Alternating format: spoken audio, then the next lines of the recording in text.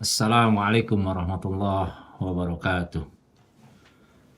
Allah tabaraka wa ta'ala mengingatkan kita orang-orang yang beriman kepada Allah Jalla Jalaluh untuk tidak berlaku zolim atau berbuat zolim. Zolim dalam arti kepada diri sendiri maupun kepada orang lain. Zolim kepada diri sendiri yakni ditakdirkan oleh Allah Subhanahu wa Ta'ala untuk menjadi orang yang beriman, beribadah kepada Allah, tetapi dia malah meninggalkan ketaatan sebagai hamba untuk beribadah kepada Allah. Karena hakikat diciptakan manusia untuk beribadah kepada Allah Jalla Jalaluh.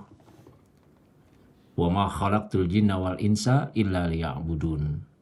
Jadi zolimlah orang-orang yang diciptakan oleh Allah sebagai manusia, lalu dia tidak beribadah kepada Allah, wabil khusus mereka orang-orang yang muslim dan mukmin.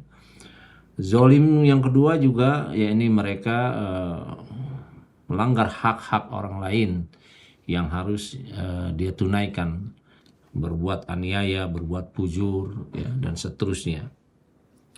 Allah Subhanahu wa Ta'ala berfirman di dalam surah Al-Mu'min ayat 18, Ma lidzalimina min hamimin wala syafi'in yuta'.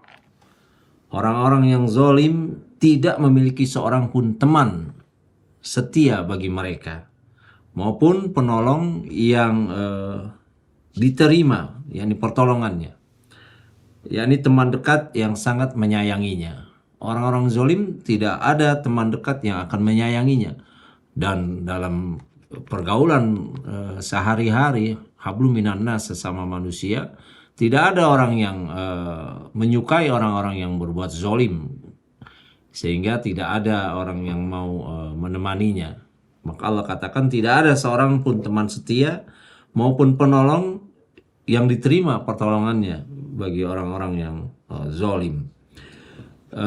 Di ayat yang lain Allah Subhanahu wa Ta'ala juga berfirman, wa maliz-zalimina min nasir, dan orang-orang yang zalim tidak memiliki seorang pun penolong.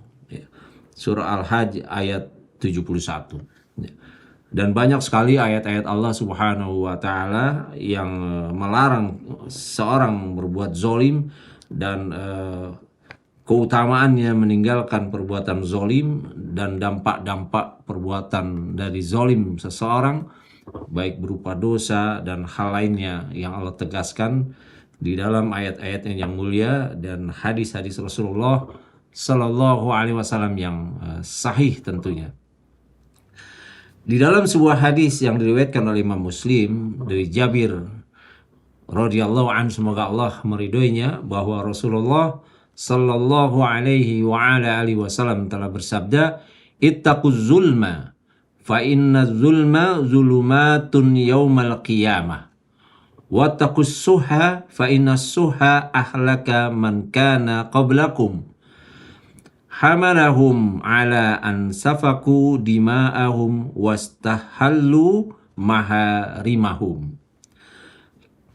Kata Nabi Shallallahu Alaihi Wasallam, takutlah kepada kezoliman, karena kezoliman itu adalah kegelapan-kegelapan pada hari kiamat. Dan takutlah terhadap sikap kikir, karena kikir telah membinasakan orang-orang sebelum kalian, yakni umat-umat sebelum kalian. Sifat kikir ini telah menyebabkan mereka menumpahkan darah mereka dan menghalalkan apa-apa yang diharamkan kepada mereka. Menumpahkan darah maksudnya adalah mereka saling membunuh. Sedangkan menghalalkan yang haram artinya mereka menghalalkan wanita sehingga melakukan perzinahan dengan mereka dan seterusnya. Ya. Jadi kezoliman, kegelapan-kegelapan pada hari kiamat. Orang yang melakukan kezoliman, dia akan memasuki kegelapan pada hari kiamat. Ya. Dan di dalam hadis lain dari Abu Hurairah radhiyallahu an, Nabi sallallahu alaihi wasallam juga bersabda, la tuwaddannal khuluqu ila ahliha yaumal qiyamati hatta yuqada lisyatil jalha'i minasyatil qarna'i. akhrajahu Muslim. Demi Allah, hak-hak yang akan menuntut nanti pada hari kiamat akan ditunaikan kepada para pemiliknya pada hari kiamat. Hingga kambing yang tidak bertanduk diberi hak qisas terhadap kambing yang bertanduk. Qisas yakni balasan sesuatu sesuai dengan apa yang diperoleh. Ya. Hukum diberikan kepada haknya sesuai dengan apa yang dia peroleh. Seseorang memukul, maka qisasnya adalah orang yang memukul itu dipukul kembali. Orang yang menampar, maka qisasnya adalah orang yang menampar itu mendapat tamparan yang sama. Dan seterusnya, itu qisas. Hukum yang setimpal dengan perbuatan. Sampai seekor kambing yang tidak bertanduk, jika dia di dunia dianiaya oleh kambing yang bertanduk, maka dia diberikan qisas. yakni dia mendapatkan qisas untuk membalas kambing yang bertanduk, yang sering menanduknya atau suka menanduknya ketika di dunia. Itu terhadap hewan. Bagaimana sesama manusia? Maka kezoliman-kezoliman itu, betul lah kata Nabi SAW, akan menjadi kegelapan bagi orang-orang yang melakukannya. Ya. Dan Allah adalah sebaik-baik yang memutuskan perkara. Itulah keadilan Allah Tabaraka wa Ta'ala. Alaihissallahu biahkamil hakimin. Bukankah Allah sebaik-baik yang memutuskan perkara? Di dalam hadis yang lain yang diriwayatkan oleh Bukhari Muslim dari Ummul Mukminin radhiyallahu anha, dari Aisyah, bahwa Rasulullah sallallahu alaihi wasallam bersabda, "Man zalama qida shibrin minal ard tuwiqahu min sab'i ardina." Min sab'i aradina. Barang siapa yang mengambil tanah seukuran satu jengkal secara zolim, maka akan dikalungkan kepadanya dari 7 lapis bumi. Yani pada hari kiamat Allah akan membebaninya untuk memindahkan tanah kezolimannya ke padang mahsyar, sehingga ia seperti dikalungkan di lehernya. Betapa banyak orang-orang yang berbuat zolim dengan mencuri tanah orang lain, menggeser patok tanah, ya, kebunnya atau tanah ladangnya, dia patoknya dia rubah, dia geser tanpa dia memberitahu kepada tetangga pemilik kebun yang berbatasan, tanah yang berbatasan dengan miliknya. Nanti pada hari kiamat, tanah yang dia curi itu, dan dia itu perbuatan zalim kepada orang lain karena mengambil yang bukan haknya, maka pada hari kiamat Allah akan kalungkan itu dan dikalungkan kepada orang itu seperti 7 lapis bumi. Ya. Dalam hadis yang lain kata Nabi, la'anallahu, Allah sangat melaknat manarul ard, orang yang mengambil tanah orang lain. La'anallahu manarul ard, Allah akan melaknat orang yang mengambil tanah orang lain. Ya. Bahkan kalau kita takut dengan kezaliman ini, lebih baik kalau bisa, jangan juga.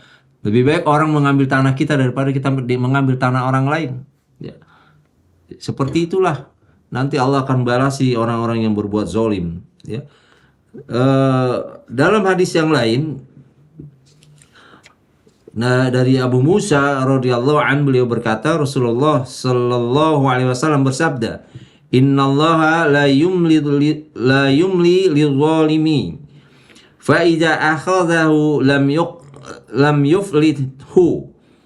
Thumma qara'a wa kadzalika ahzu rabbika idza akhadzal qura wa hiya zalimah inna ahzahu alimun syadid. Kata Allah Subhanahu wa taala, ya, di dalam surah Hud ayat 102 yang sebelumnya Nabi sallallahu alaihi wasallam bersabda, sesungguhnya Allah menangguhkan orang-orang yang zalim, tetapi apabila Allah menghukumnya, dia tidak akan melepaskannya dari siksa. Kemudian beliau sallallahu alaihi wasallam membaca, dan begitulah ajab Tuhanmu apabila dia mengajab penduduk negeri-negeri yang berbuat zalim. Sesungguhnya ajab Allah sangat pedih lagi keras. Ya. Mudah-mudahan kita tidak menjadi orang-orang yang berbuat zalim, dan Allah melindungi kita dari perbuatan zalim, dan berhati-hati dengan kezaliman. karena nanti kezaliman itu akan menjadi kegelapan pada hari kiamat. Wallahu alam bisawab. Assalamualaikum warahmatullahi wabarakatuh.